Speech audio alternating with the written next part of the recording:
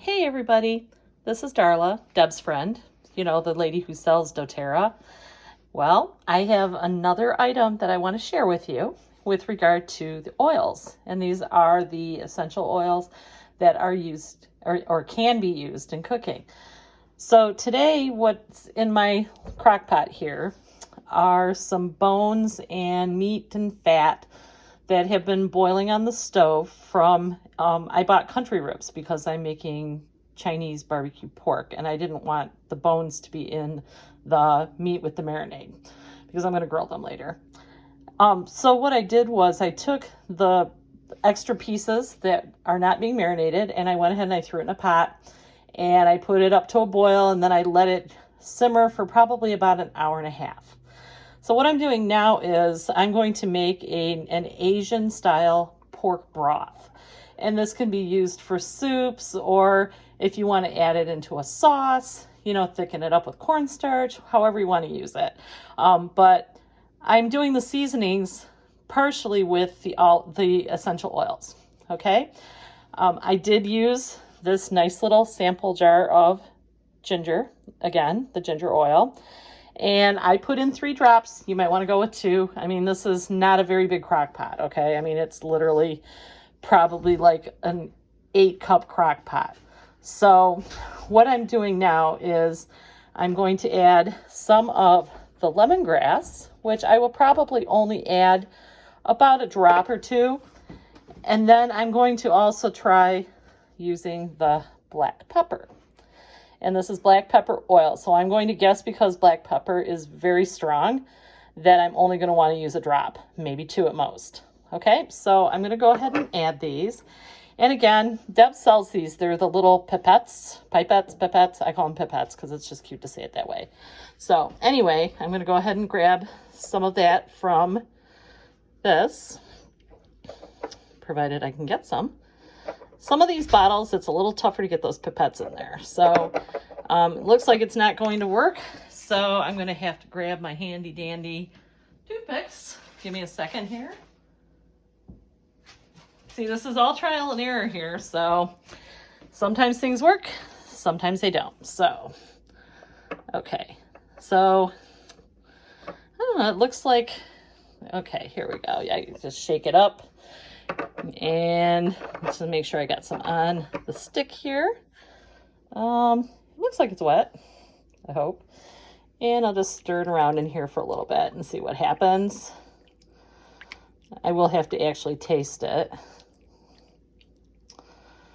Okay. I don't know, maybe I'll need to cook it with the toothpick in it. We'll have to see. Okay, so let me just taste and see if I can tell if there's any black pepper in this. Just a moment.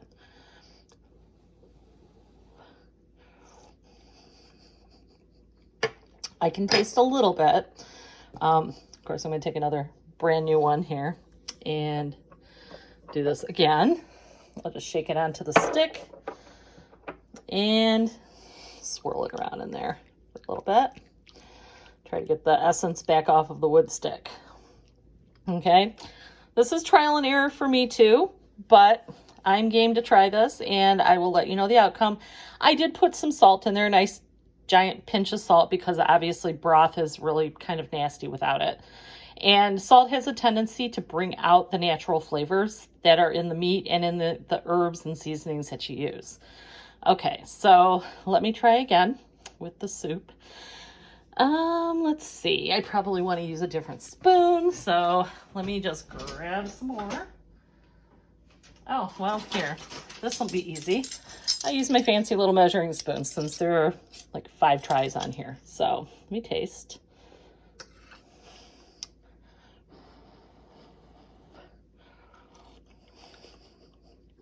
Oh, that's definitely really good. I like more black pepper, so I'm probably going to just do 1 little drop. There we go. Okay, but I can definitely taste it. Okay, so the next thing I'm going to put in, and this is a kind of standard thing for Asian seasoning, and it's called lemongrass. And it has a really neat scent to it. It smells kind of lemony, but at the same time, it's kind of green oniony. So it gives you kind of the 2 flavors for one thing. So for this one, I'm going to go ahead and actually add, let's see, Oh, 2 drops. Okay. Again, this is, probably about 8 cups worth of liquid. The meat and the bones and the fat and stuff are all still in there. So let me just grab a little spatula here and stir it up. But what this will do for you is it will give you the flavor without all of the little bits and pieces. And like I said in another video, a lot of times people don't like to have things floating in their food or stuck on top of it, like cilantro. But it still imparts good flavor if you have this in here. And eventually what'll happen after this this cooks, which she'll probably cook for about another 8 to 10 hours, I will strain all the meat and the bones out of it, and I will then chill it and then skim off the fat. And then what'll happen is I'll have a really nice broth left over. Oh, yeah. I'm telling you, if you guys don't buy anything else from Doterra, you need to buy lemongrass.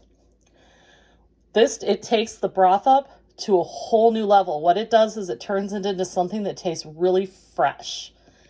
It's just not salty meat broth.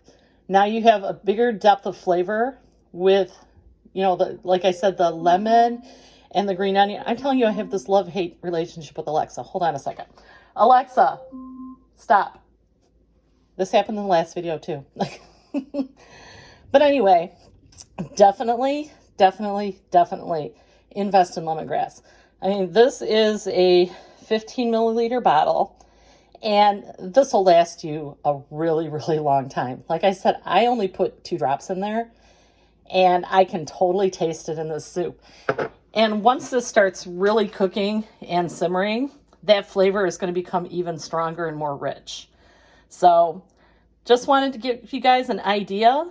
If you buy noodles of any sort, heck, you can use vermicelli noodles. You can use linguine noodles. You don't have to buy Asian noodles. You can put anything you want in it, or if you just want the broth. Sometimes people just like to sip a good broth. You control how much and how little seasoning you want to put in it, but all the seasoning I have in it, salt, black pepper, and I have, again, the lemongrass, the miracle oil, and a little bit of ginger. That's it.